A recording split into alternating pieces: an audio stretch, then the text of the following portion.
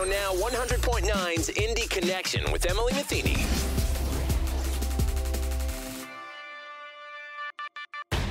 Hello, I'm Emily Metheny, your host. This week, I had the chance to speak with Greg Sorvig, Artistic Director for Heartland Film. We talked about the organization, ways people can get involved, and the connections Indiana has with the 94th Academy Awards, which happens tonight. But first, Greg gives us a little background on Heartland Film.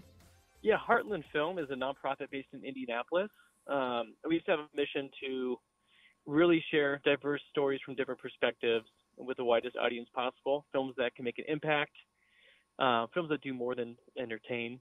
So really, we're best known for doing the Heartland Film Festival every October. We just had our 30th anniversary. Mm-hmm. And we also have the Indy Shorts International Film Festival, which is essentially a second festival with short films, so films 40 minutes or less. And you'll see that at the Oscars, too. You'll see short films and the feature films. So we have a festival for both. We do other community screenings as well.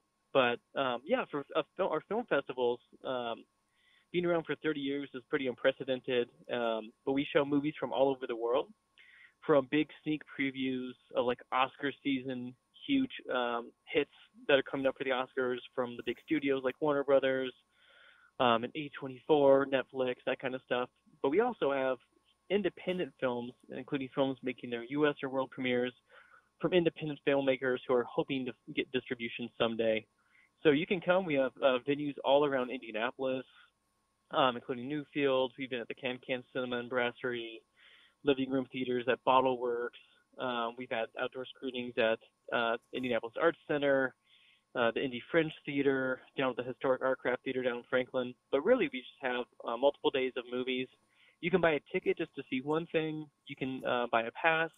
But really, we have all these movies that you're pretty much going to see for the first time here in Indianapolis, and you can meet a lot of the stars, the directors, the producers here in town, too. So if you love seeing the big movies first that are going to be up for Oscars, great. If you want to see some deep cuts that are just making their way in the festival circuit, we have it all. So we've been fortunate to do that now for 3 decades. Excellent. And so kind of going into the Academy Awards and the Oscars that are happening as this interview is tonight. So can you talk a little bit about how some of the premieres that you can see at Heartland Film Fest and the Indy Short Fest as well, how do they get to go on to be nominated for Oscars? Yeah, Heartland Film Festival Indy Shorts are Oscar stops. So you might not think of the movies when you think of Indiana, but the road to the Oscars does come through Indianapolis, which is phenomenal through our festival. So for short films, we've had 8 winners and 29 nominees in the past decade. And this year, we just had so many great films that a lot of these huge feature films that are up for Oscars had their Midwest premieres. We were some of the first festivals in the world to play these films back in October before they were released eventually in theaters and streaming. So we're an Oscar qualifying event, meaning the Oscars, the Academy of Motion Picture Arts and Sciences has vetted us, and we've been approved in all 3 shorts categories. Whoever wins those competitions at Indy Shorts essentially gets a golden ticket, and they get to skip some of the initial requirements to submit, which is usually showing your film in New York or LA for a week.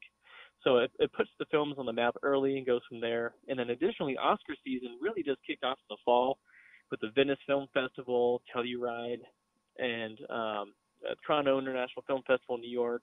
And we're right there in early October playing a lot of these movies. We're one of those major stops. So we had 6 of those major films, including The Power of the Dog, which has a record 12 nominations this year, Belfast, Spencer, King Richard, a lot of great movies played in Indianapolis, and people got to see them first. So we're really fortunate to have those connections and to have the track record that we do. And yeah, we're just thrilled for tonight. You know, it's kind of, you root for the films that were at your festival, and then sometimes timing just doesn't work out. But like we have an award called the Truly Moving Picture Award, which we give to films throughout the year that are released by big studios. So Coda, which is a huge Oscar contender, the timing didn't work out to play at the festival because it had already been released earlier in the year, but we gave it our studio award, the Truly Moving Picture Award.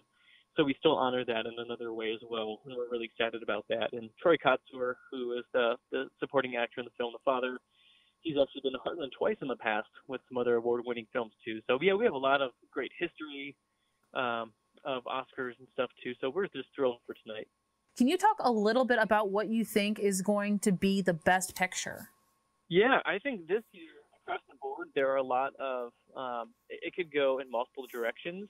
And last year, there were a lot of categories that people thought were locks, and it doesn't work that way. So The Power of the Dog has been the front runner for a long time.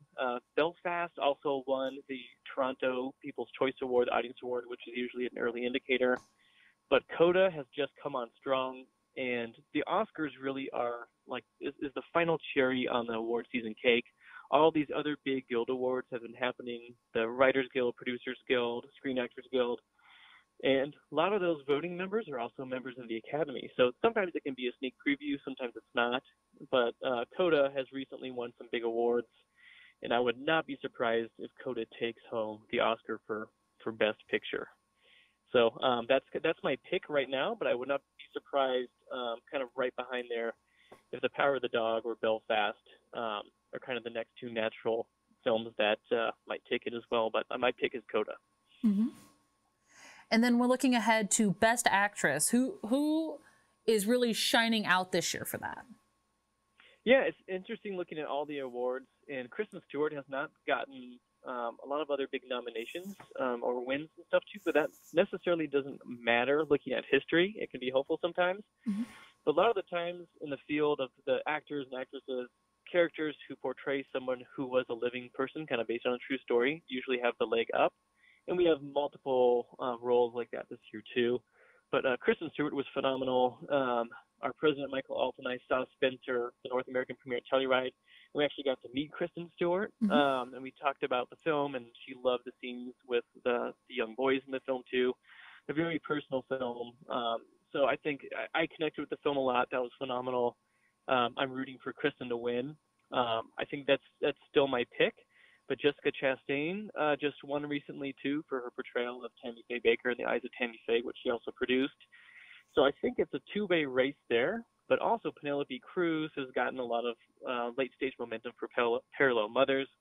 And anytime Olivia Colman and or Frances McDormand are nominated, Frances is not nominated this year. She won last year, which was kind of a surprise for people, which shouldn't have been for Nomadland. Olivia Colman is she's won before in different categories, and she's beloved by voters, so you never know. So I would like to see Kristen Stewart take it, and I hope she gets it. That's my pick. Mm-hmm. But I would not be surprised if there could be a shakeup. And then looking on the other side, who do you think would be up for Best Actor this year? Yeah, Best Actor. We were really fortunate that we had King Richard. We were one of the first festivals to play it, had the Midwest premiere. And Will Smith is phenomenal in the film. Mm-hmm. And he just transforms into this character, and you forget that it's Will Smith. And years ago, he was up against Denzel Washington in the same category and did not win. So I think this is kind of his time. And if there are two categories that seem like the closest thing to a lock, it would be director, who I think Jane Campion from The Power of the Dog will take that. And then also Will Smith for Best Actor. But it's a great field, but I do think Will Smith will take it. And we also honored him at the festival, too, with our Pioneering Spirit Award, and he sent a great message to our fans and attendees, too. So another great reason for Indy to root for Will Smith. And if somebody wants to see that video, where can they find that? So that was a special treat for the attendees of the actual event. So that's another reason, too. And we've had some surprise people over the years to attend actual events. COVID is a little bit different. So some people, if you think about October, was still a little bit hesitant for a lot of traveling. But we hosted a screening of The Judge, which was set in set in Indiana, but was shot elsewhere. And we actually surprised the audience with Robert De Niro attending in person too. So we've kind of gotten this reputation that you never know what might happen at a screening too. So yeah, Will Smith, he graciously accepted our award. It is very exciting. But that you had to have attended that screening to see that video. Excellent. And if people want to make sure that they're able to go and see both in the Indy Shorts and in the International Film Festival, what's the best way that people can stay connected and make sure those dates don't sneak up on them? Yeah. So every year, kind of clockwork now, late July, we have our Indy Shorts event. So it'll be July 19th through the 24th across a few different venues in Indianapolis. And we're still putting the final touches on the planning for that. And then October, it'll be October 6th through the 16th, we'll have the Heartland Film Festival. So yeah, there's still a lot of time to prepare for that. And again, people, you don't have to feel like you are you're obligated to see 11 or 6 straight days of movies. You can buy a ticket for one thing as well. So if you want to take a chance on a film you've never heard of, great. If you want to see a potential Oscar nominee first, then we have that opportunity for you too. But yeah, I think go to heartlandfilm.org. We're active on social media as well. But you can become a volunteer. You can help us screen films. You can take tickets. We have a lot of great opportunities as well to get involved. And that's what I did. I started out as a volunteer with marketing and watching films as a screener, and that's where my career really took off. And over a decade later, I wouldn't have thought I'd be here today. So it's a great opportunity. And, film festivals are all over the country. But being a volunteer is where, if you're a real movie fan, you get to meet with other like-minded, passionate supporters. You get to meet the directors and stars at the festival too. It's such a great, rewarding way, and there's no other volunteer opportunity like that. So I really would recommend if people want to learn more, then go to heartlandfilm.org to get involved. Excellent. And if I'm someone who just enjoys movies in general, and I want to start learning more about films, everything related to it, is that a good way to start? Just having the passion for it? Yeah, definitely. I think that's the thing too. I think Indiana, we have a lot of neat stuff when it comes to movies and movie fans.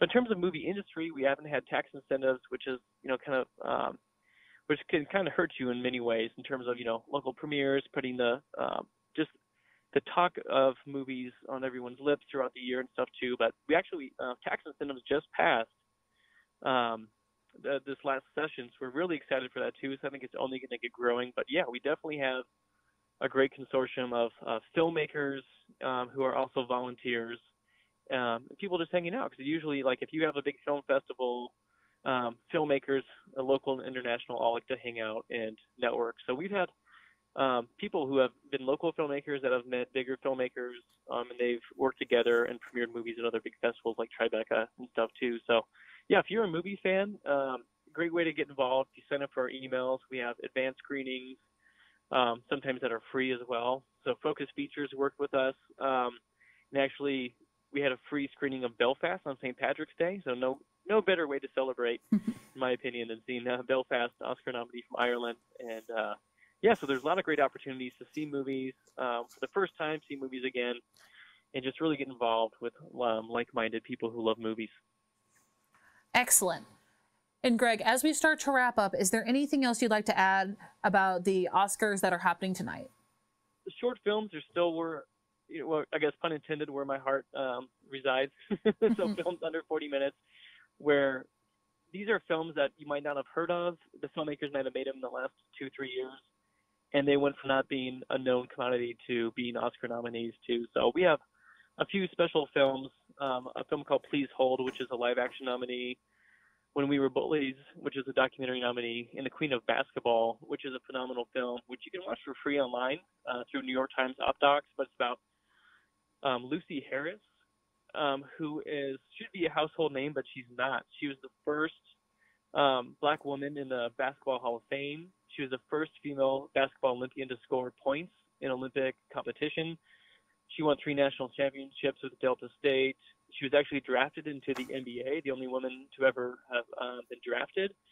So she's phenomenal. Shaquille O'Neal and Steph Curry have come on as executive producers, and Lucy tragically passed away in the last couple of months. So she knew that the film had moved forward in Oscar voting, but she unfortunately is not going to be here. So I'm hoping that we can honor Lucy. We see Queen of Basketball take the Academy Award. But that's a special film, and I hope people can check that out too. Excellent. And you said people can find that online and watch it still. Yeah, the New York Times OpDocs. So it is available on YouTube. It's a 22-minute film. So yeah, that's the great thing with short films, with word of mouth. They want to put them online for people to watch. Some of the streamers like Netflix, they have multiple nominees in different categories. So a lot of films are available on streaming services, and some of them are on YouTube as well.